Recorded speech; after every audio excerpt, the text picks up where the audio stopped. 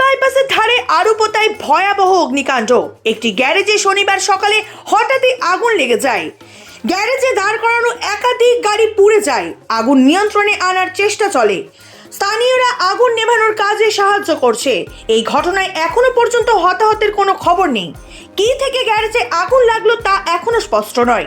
আরুপোতা যেহেতু ঘিঞ্চে এলাকা, সেখানে আগুন দেখে আতঙ্ক ছড়ায়। স্থানীয়রা জানিয়েছেন, আচমকাই সেই গ্যারেজ থেকে ধোঁয়া বার হতে দেখেন তারা।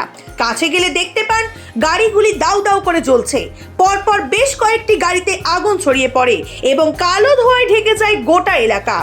দমকল সূত্রে খবর, শনিবার সকাল 11:08 নাগাদ আরুপোতা থেকে তাদের কাছে ফোন যায়। সঙ্গে সঙ্গে ঘটনাস্থলে পৌঁছায় দমকলের 3টি ইঞ্জিন।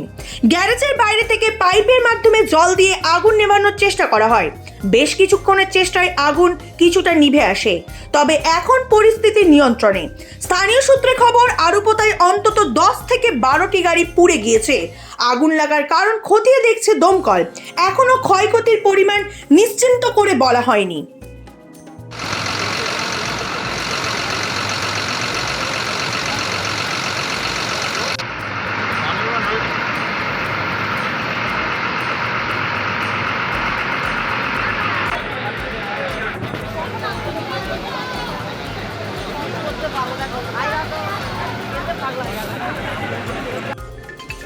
হ্যালো।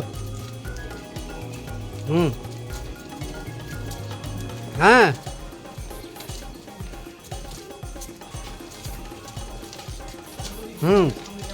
শুনেছি পিছনে।